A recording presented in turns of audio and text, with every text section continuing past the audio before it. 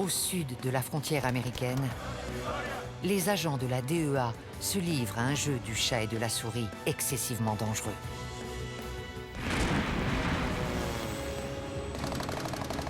Dans toute l'Amérique centrale, ces flics d'élite combattent les cartels. On n'a jamais vu ce genre de bateau. Jamais. Ils tentent d'empêcher le flot de cocaïne d'inonder le marché nord-américain. Il y en a une sacrée quantité.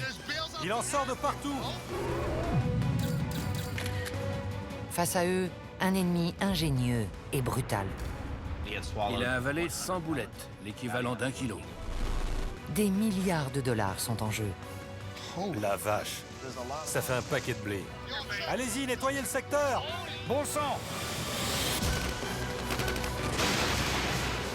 Découvrez les coulisses d'une guerre dont tout le monde a entendu parler, Le voilà. mais dont peu connaissent la réalité. Vous ne nous dites pas la vérité. C'est lui avec le bébé. Nom de Dieu. Oh, bon sang.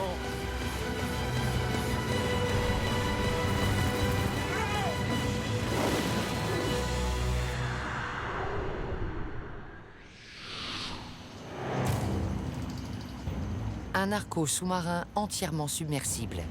C'est la dernière arme secrète des cartels de la drogue. C'est nouveau. On n'a jamais vu ce genre de bateau. Jamais. Lorsque la DEA intercepte le premier, elle sait que la donne vient de changer. Il s'agit de navires capables de plonger pour éviter d'être repérés. Ça place la barre nettement plus haut. C'est une toute nouvelle menace.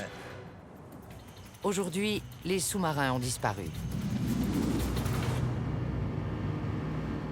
La DEA et les autorités colombiennes ont vu leur prise passer de près d'une par mois à seulement 2 ces 2 dernières années.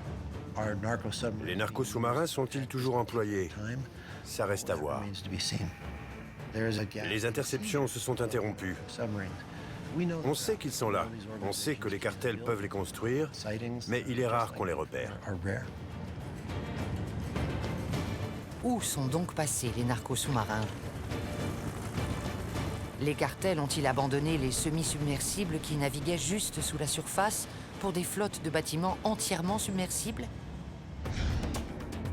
Pour le savoir, une équipe de fins limiers de la DEA se met en chasse. Les agents spéciaux Tony, Sam et Jay, sous la direction de leur chef, Ivan. Ces hommes sont en première ligne de la guerre antidrogue. Pour des raisons de sécurité, nous ne révélerons pas leur vrai nom. C'est un boulot dangereux. On n'est pas un groupe d'individus, on est une équipe d'agents engagés dans la même mission. Soudain, après des mois de silence, un narco sous-marin a été repéré. Les informateurs de la DEA pensent qu'il est sur le point d'appareiller. Carthagène, en Colombie, la base opérationnelle des chasseurs de la DEA. C'est l'épicentre du genre d'activité que nous menons à l'étranger. On cible les plus gros trafiquants, les plus dangereux.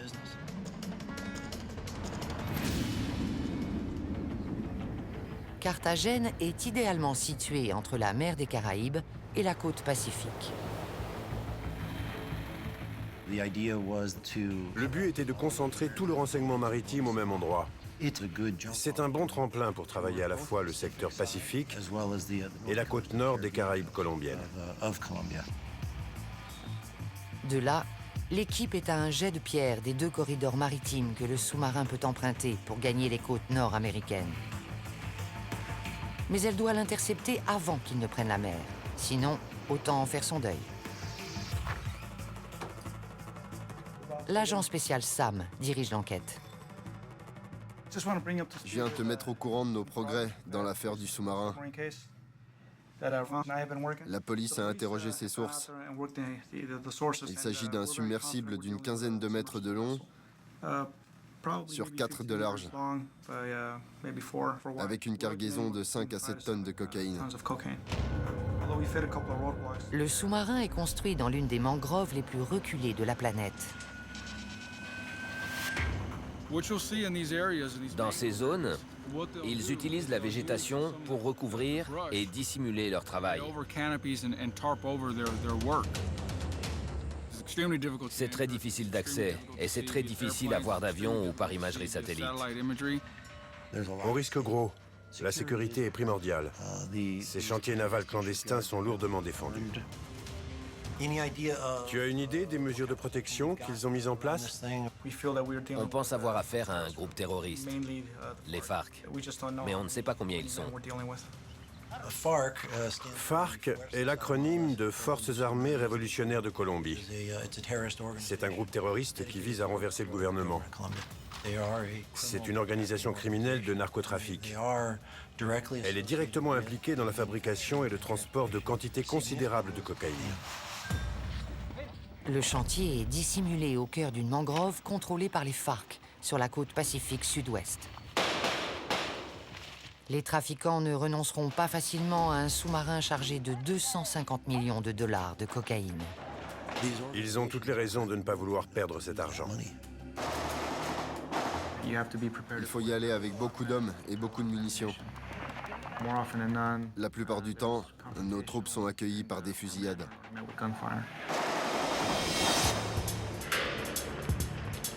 Le lendemain, Tony et Sam quittent Carthagène pour Cali, le plus grand centre du narcotrafic colombien.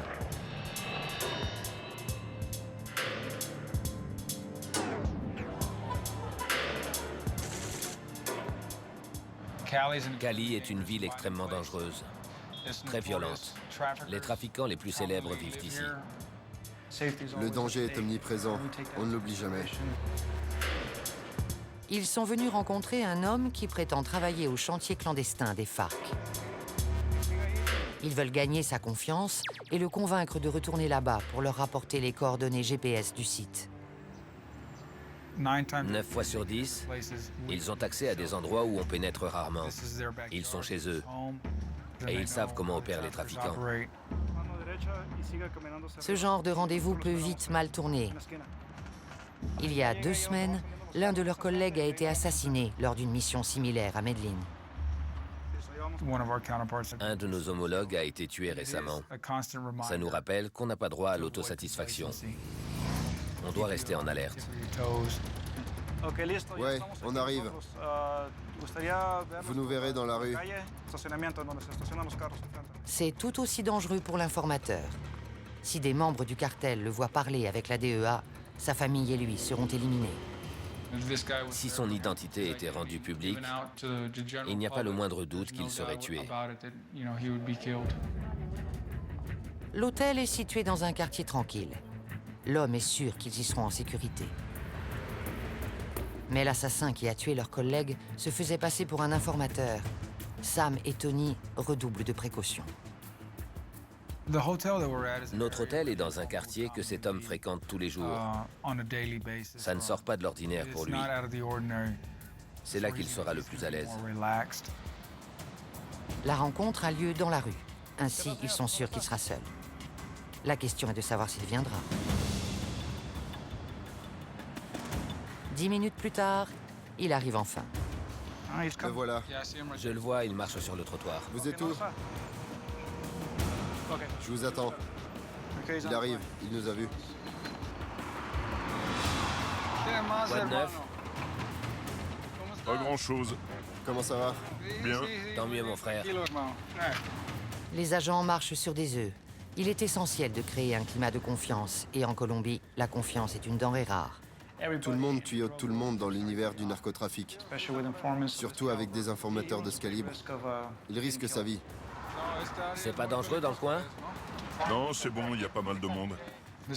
Cet homme est bien intégré dans son groupe. C'est un atout pour nous. On a beaucoup d'informateurs qui nous fournissent des renseignements importants. Asseyez-vous. Il nous a contactés parce que des amis lui avaient dit qu'on paye bien. Il veut gagner de l'argent et nous, on veut tenter le coup. Après quelques minutes de conversation, il est évident qu'il connaît non pas un site de sous-marin, mais bien 2. Alors, qu'est-ce que les FARC possèdent? Les 2 sous-marins? Et ils cherchent des gens pour charger le produit à bord. Oui. Il y a un labo à côté? Oui. Fait exceptionnel, les chantiers clandestins disposent de leur propre laboratoire caché dans la jungle. À ce stade, on n'attend plus que les coordonnées et les emplacements exacts. Ils sont combien? 15 personnes. Ils sont armés? Juste des pistolets. Un jour, ils avaient 2 fusils quand je suis arrivé. Quand un informateur dit qu'un site de sous-marin est peu gardé, on ne peut pas s'empêcher de se demander pourquoi. Tous nos renseignements indiquent le contraire. Bien ou mal défendu, pour la DEA, le gain potentiel serait énorme. On a besoin de types comme lui pour travailler en Colombie. Il peut nous donner les emplacements précis. Il sait dans combien de temps ils seront lancés. Il connaît leur destination. C'est de la dynamite. C'est un vrai sous-marin ou un semi-submersible? Il est plus grand qu'un semi-submersible. Un vaisseau de cette taille pourrait être capable de plonger en profondeur. Si la DEA réussit, ce sera sa première prise de sous-marin entièrement submersible depuis plus d'1 an. Et cela prouvera que la menace est plus pressante que jamais. Quelle est sa capacité? 4 tonnes plus l'équipage. On l'a interrogé sur 3 sites où ont lieu les phases de construction. On a obtenu le plus d'informations possible. On lui a fait dessiner une carte. Il y a une grande plage. C'est juste à côté. Donc il est sur la plage? Oui. Il nous a indiqué 3 emplacements sur la carte, tous sur la côte pacifique. Mais une carte tracée à la main ne suffira pas. Les sous-marins sont dissimulés dans des mangroves pratiquement impénétrables. Pour les trouver, ils doivent demander à l'homme de retourner sur place et de leur rapporter les positions exactes.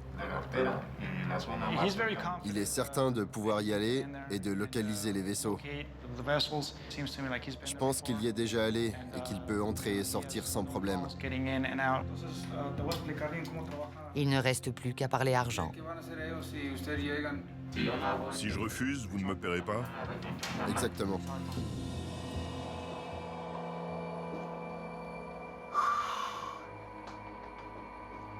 $2 millions, ce serait assez? Oui, mais j'ai des frais. Il conclut à 3 millions de pesos. Plus de 2 fois le salaire mensuel moyen en Colombie. La moitié immédiatement, l'autre quand il aura terminé le travail. Cet homme va pénétrer au cœur du territoire FARC et risquer sa vie et celle de sa famille pour environ $1 500. On en est au point où on ne peut plus dépenser sans compter. Il faut que ça marche. C'est la première étape. Il y en a 7 autres avant de savourer la récompense. C'est comme le réveillon. Il faut tout préparer avant de pouvoir manger. Et pour l'instant, on fait nos courses. À bientôt. Soyez prudents.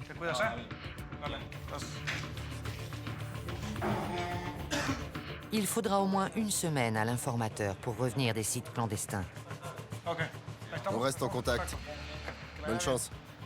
Tony et Sam n'ont plus qu'une chose à faire, attendre.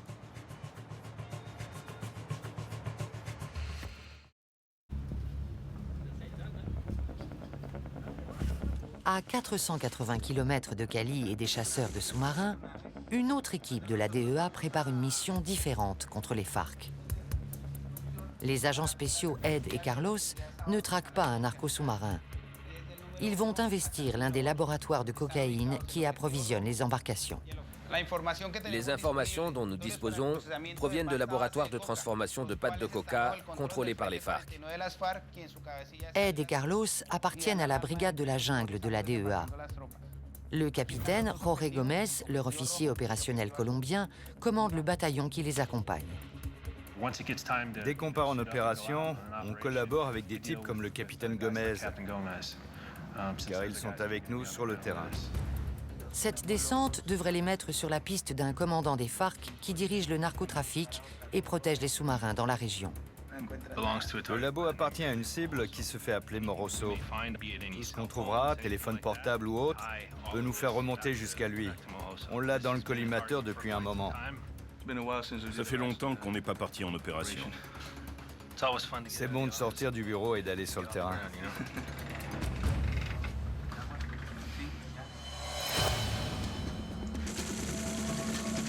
La mission est lancée le lendemain matin, juste avant l'aube. Ils seront déposés dans un secteur où leur équipe a essuyé un feu nourri il y a 2 jours à peine. 2 hélicos de reconnaissance ont été abattus et 3 salement touchés. L'un d'eux a pris 15 balles. Ça préoccupe le colonel.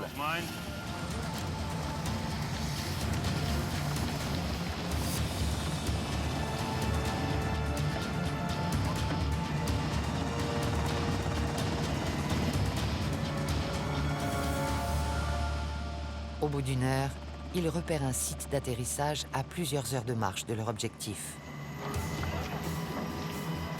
Quand les hélicoptères auront décollé, le petit groupe de 30 hommes sera entièrement livré à lui-même, en plein cœur du territoire des FARC. Dès que les hélicos sont partis et qu'on n'entend plus les rotors, on sait que les jeux sont faits. Et on a intérêt à ce que tout se passe bien. L'opération elle-même doit durer 2 heures. Mais il faut d'abord trouver le labo. Et l'hélicoptère a dû alerter tous les membres des FARC à des kilomètres à la ronde. Il faut rester sur ses gardes. Le calme règne, mais une attaque surprise des FARC pourrait briser le silence d'un instant à l'autre. On ne peut rien faire quand l'ennemi décide de frapper. C'est pile ou face. Pour le moment, la jungle semble paisible. Au bout de 5 heures, les hommes n'ont toujours pas rencontré de combattants FARC, ni le labo qu'ils cherchent. Ils sont complètement perdus. On ne s'attendait pas à ce que ça nous prenne aussi longtemps. C'était pas le plan. C'est moi ou j'ai vu un groupe partir de ce côté? Je crois que j'ai vu partir un groupe. À moins qu'ils soient revenus sur leurs pas. Plus on reste longtemps, plus on risque de ne pas en sortir vivant.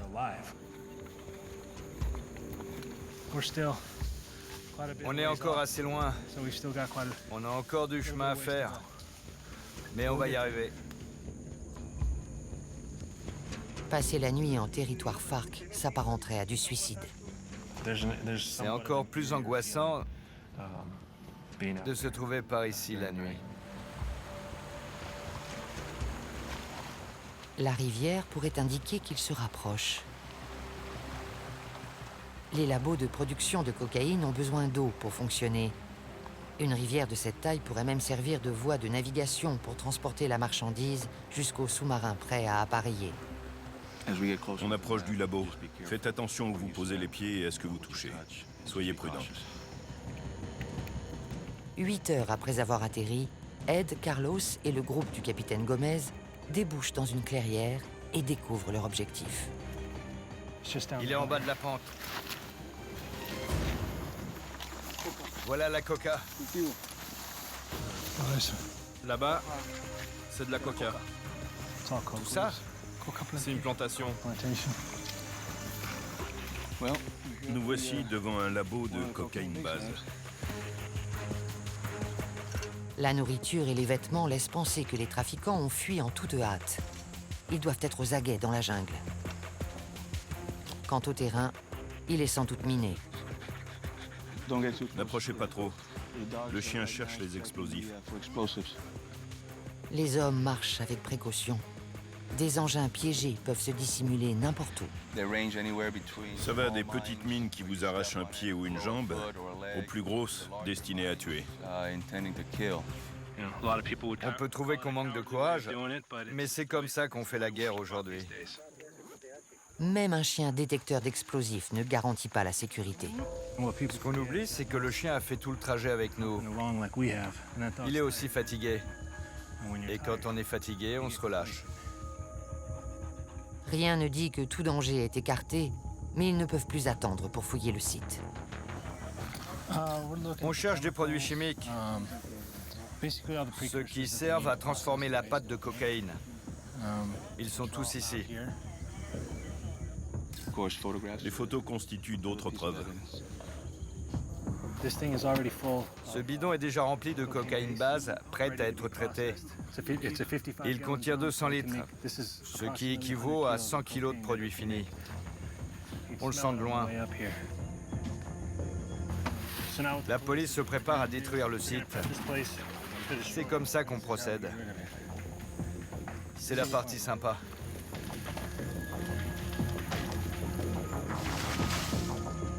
La DEA remporte une petite victoire. Mais ce labo n'était pas un objectif important et ils n'ont pas trouvé de piste menant au chef des FARC ou aux narcos sous-marins. Il faut qu'on sache à qui il appartenait, où allait l'argent et d'où il venait. Quand on détruit un labo censé approvisionner un sous-marin en cocaïne, c'est toujours ça de moins de drogue chargée à bord. Quelques minutes plus tard, ils repartent vers le terrain d'atterrissage à marche forcée. Car si l'incendie du labo n'a pas trahi leur position, ces civils pourraient le faire. La police a arrêté ce véhicule et interroge le conducteur. Ce sont probablement des sympathisants des FARC, puisqu'on est sur leur territoire.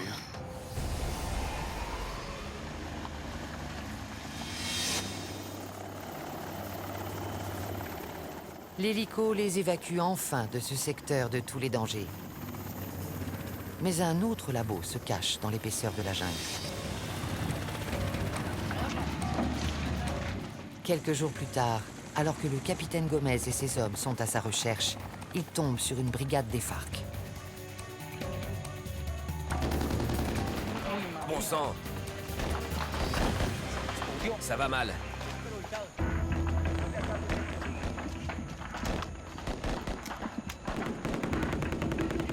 La guérilla leur a tendu une embuscade mortelle. Les armes crépitent. Ils attaquent de tous les côtés.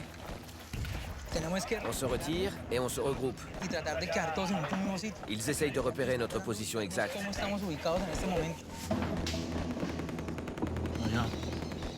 Ça vient de la colline. Te lève pas, te lève pas. Plus loin, l'avant-garde du détachement subit un véritable tir de barrage. On engage le combat. Vous êtes prêts? Le capitaine appelle un hélico pour évacuer ses blessés et l'équipe de tournage. Ils ont reçu des renforts, on est cernés. Le sergent Cortés et le caméraman se dirigent vers le site d'atterrissage. Capitaine, on y est. Mais lorsqu'ils tentent d'atterrir, l'hélico est repoussé par un feu nourri. Les forces amies ont subi de lourdes pertes. Les hélicoptères ne peuvent pas pénétrer dans le secteur. Alors la situation a dégénéré très vite. Ça a été un choc, on les connaissait tous. Par là. Ils ont été touchés par des grenades et des balles. Ça tirait de tous les côtés. Dans la confusion, ils se sont séparés. Ils sont là, je les vois bouger. Il y en a 4 autres. L'ennemi savait exactement ce qu'il faisait. J'en compte 10. À terre. Ils ne faisaient pas le poids, il y avait 150 FARC. Il y a un groupe de guérilleros là. Il y en a un autre là. Pour nous, c'est un boulot comme un autre. Qu'en pense votre famille? Ma famille? Ça ne lui plaît pas.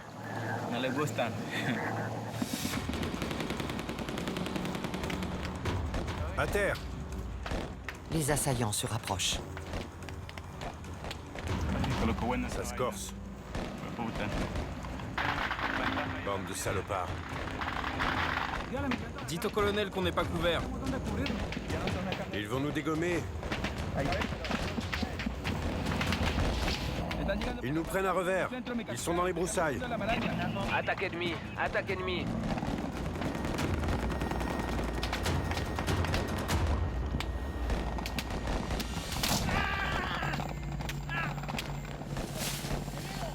Le caméraman est touché au bras.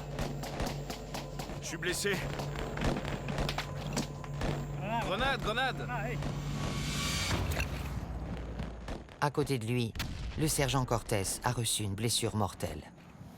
J'ai été bouleversé quand j'ai appris qu'il s'était fait tuer. Passe-moi son gilet pare-balles.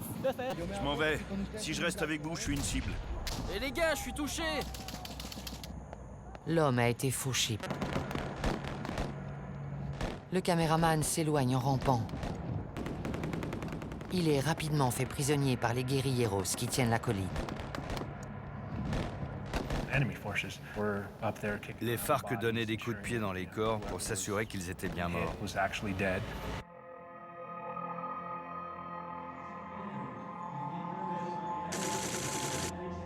Deux semaines plus tard, Ed et Carlos assistent à une cérémonie en mémoire des disparus. Le capitaine Gomez a survécu.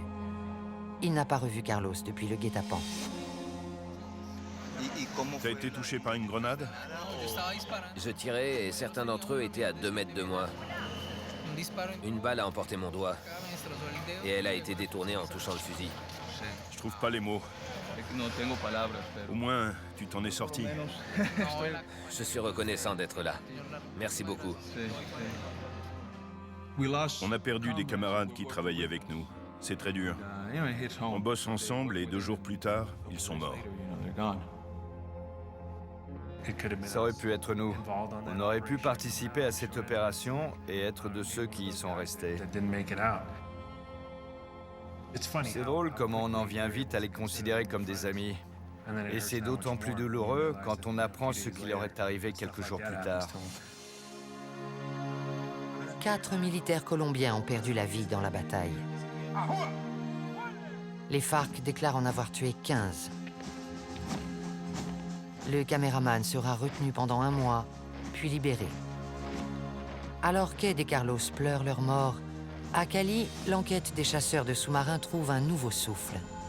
L'informateur de Sam et Tony détiendrait à présent les informations qu'ils attendent pour agir.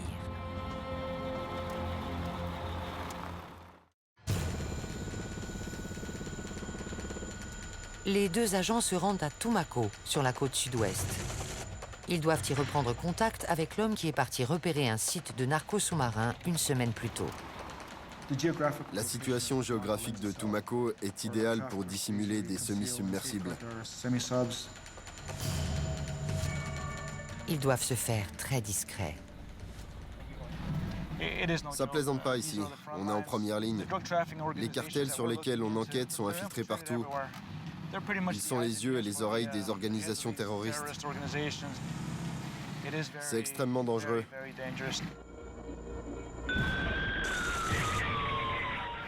Le souvenir de cet attentat me donne des frissons chaque fois qu'on vient.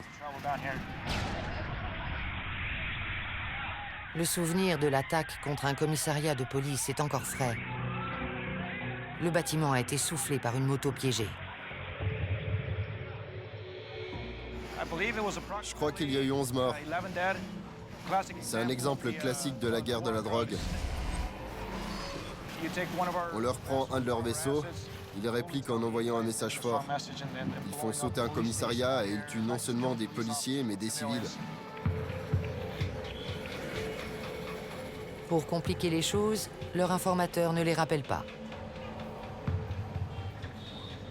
De côte et un agent infiltré de la DEA.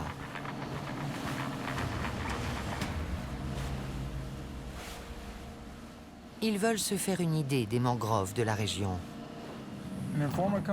Quand un informateur vient dans cette zone, il nous est presque impossible de l'accompagner pour le protéger ou d'assurer une surveillance. Il est seul. Si leur homme est encore en vie, il se déplace certainement dans le même environnement liquide. Un malheur est vite arrivé par ici. Il y a souvent des guetteurs qui surveillent les alentours. Les Colombiens qui les accompagnent ont beau être lourdement armés, il suffit d'une balle de petit calibre pour transpercer un canot en aluminium. Si les FARC attaquent, ils seront pris par surprise et à découvert. C'est comme être dans l'œil du cyclone. Tout est calme à l'intérieur, c'est beau, mais la tempête peut se déchaîner n'importe quand. Et là, c'est une autre histoire. L'autre camp n'est pas à l'abri du danger. Ces images d'un caméraman de l'armée colombienne montrent une opération spectaculaire. Le renseignement a appris qu'un speedboat des FARC va passer à cet endroit. un commando l'attend. Quelques minutes plus tard, leur patience est récompensée. Le bateau apparaît avec 5 guerrilleros à bord.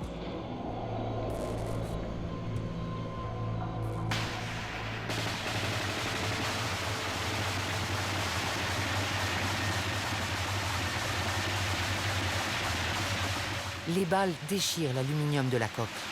Pour échapper au tir, un homme saute à l'eau.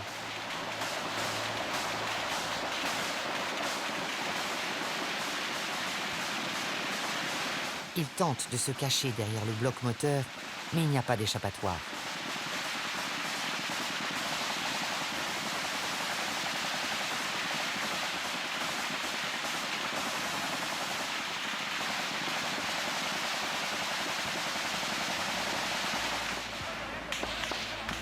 En moins d'1 minute, tout est fini.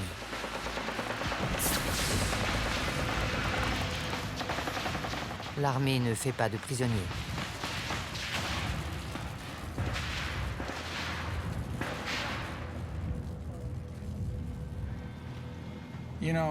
La guerre, c'est pas joli, vous savez. Il y a des morts, des blessés, des familles qui perdent l'un des leurs.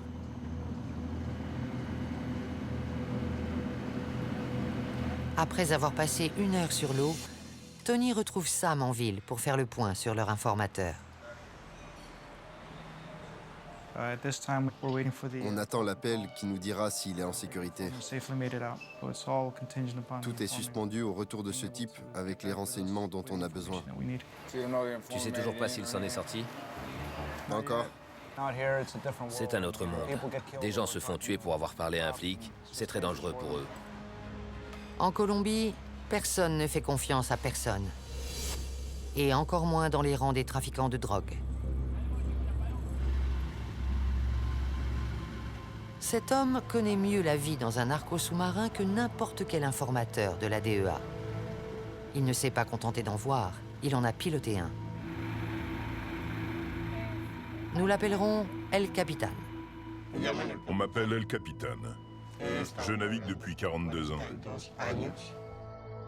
Il se souvient de sa première collaboration avec le cartel. J'ai fait le premier voyage parce que l'argent était une grosse tentation.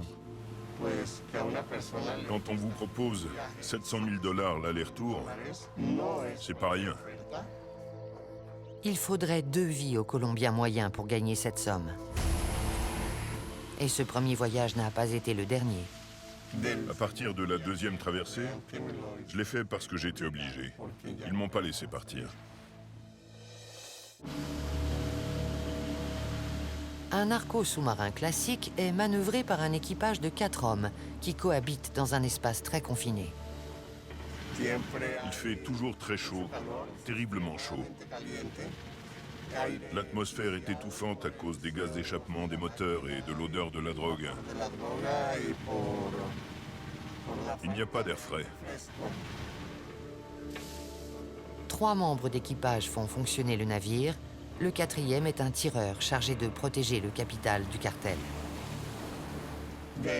Si l'un des 3 autres panique, le tireur peut l'éliminer.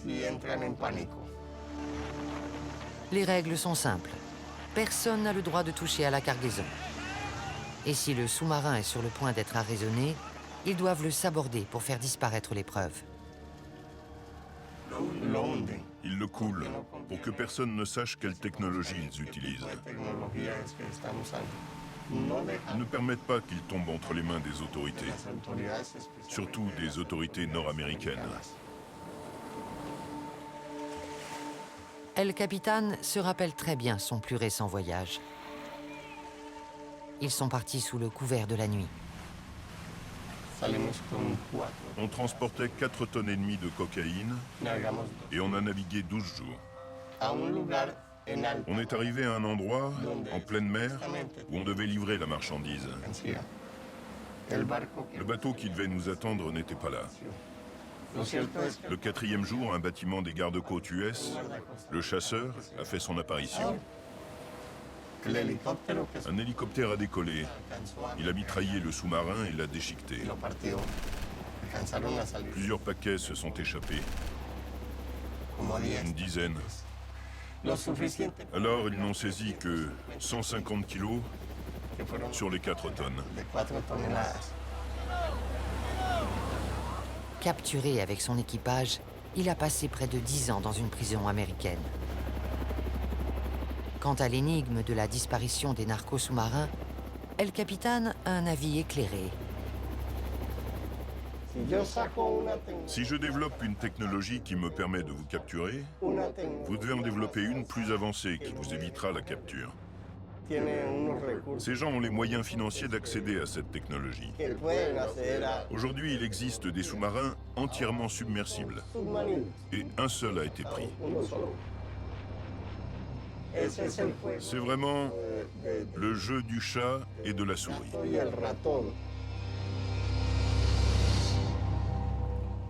À l'hôtel, Tony et Sam tournent en rond. Leur enquête est dans l'impasse. Pas d'informateur, pas de sous-marin. L'homme a disparu. On ne sait même pas s'il est encore en vie. Pour l'instant, l'affaire est classée. En l'état, on n'en sait pas assez pour faire avancer l'enquête. Après 4 mois de travail intensif, Tony arrête les frais et rentre au bercail. Cette investigation a été jalonnée de haut et de bas. Il faut apprendre à gérer les deux. C'est le métier. Il y a beaucoup de facteurs qu'on ne maîtrise pas. On attend que la chance nous sourie, mais un jour on les aura. Aujourd'hui, c'est pas le jour. C'est très décevant. La frustration est grande. Il joue à cache-cache avec nous.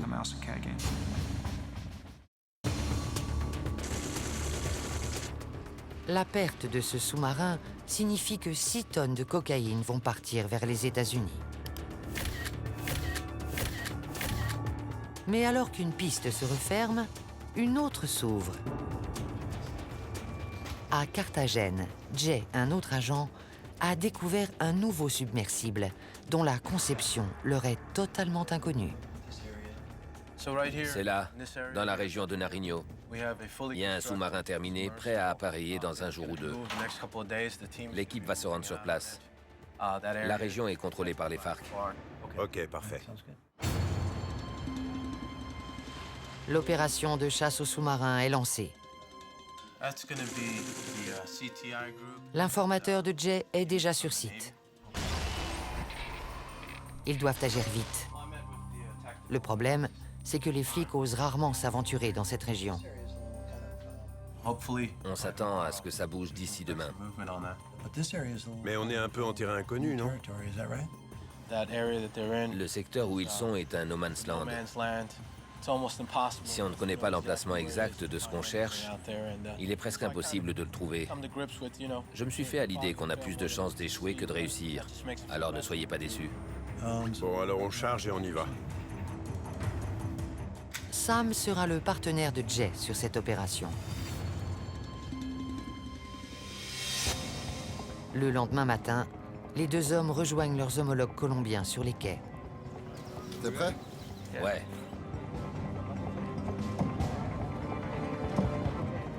Il leur faudra naviguer 4 heures dans un territoire contrôlé en majorité par les FARC pour atteindre leur objectif.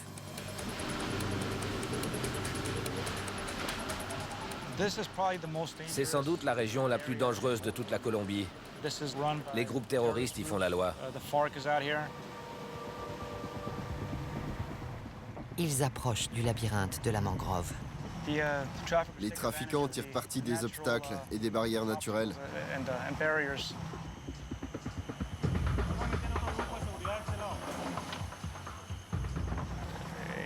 Il faut presque une journée pour pénétrer à l'intérieur.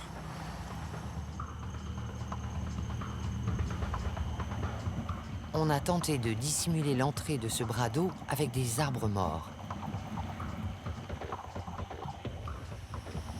Il faut qu'on enlève ces troncs.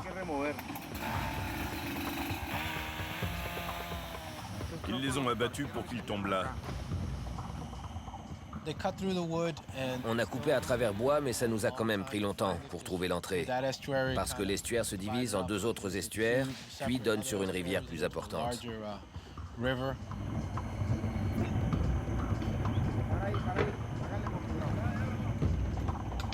C'est de loin le moment le plus dangereux de la mission.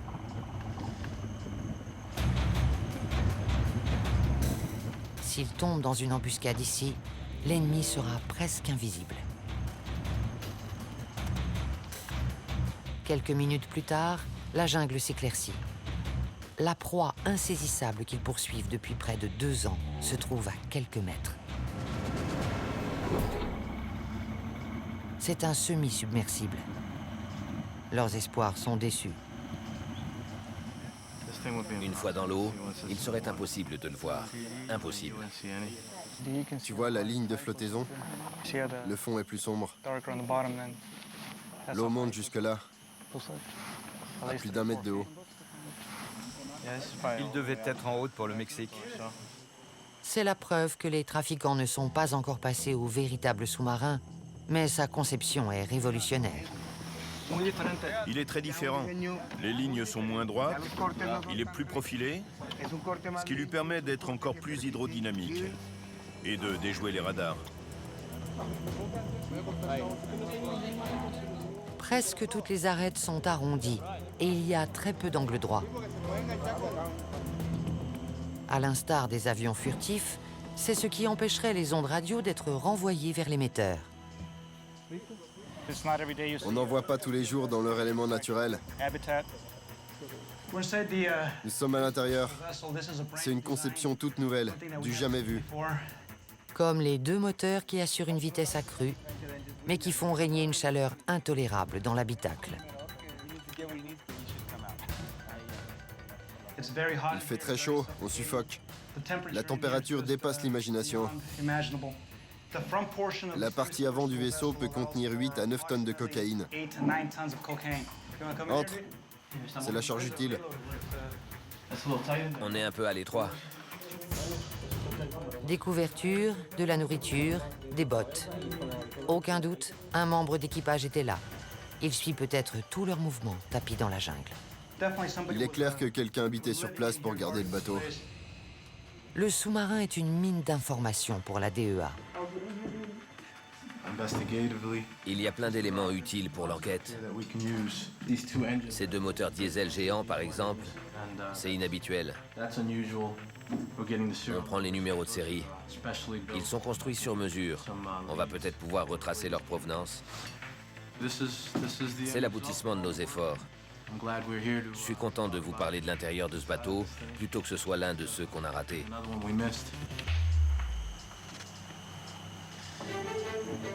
La question de savoir si les cartels utilisent encore des semi-submersibles est résolue. Pour l'instant. Mais celui-ci est-il l'un des derniers du genre? D'autres sous-marins entièrement submersibles, ceux-là, échappent-ils à la détection? Il n'y a aucun moyen de le savoir. La construction de narco-sous-marins en est encore à ses balbutiements. Tant qu'ils gagneront autant d'argent, ils innoveront. Pour l'heure, les hommes de la DEA ne peuvent que se réjouir de leur victoire. Ils ont empêché plusieurs tonnes de cocaïne d'entrer sur le marché américain. Il y aura toujours des sous-marins et on finira toujours par les trouver. Et il y aura toujours de la cocaïne parce qu'il y a toujours des consommateurs. Ils sont poussés par l'appât du gain. Ils ne se reposent jamais, ni pendant les vacances, ni le week-end, ni la nuit. Alors nous non plus.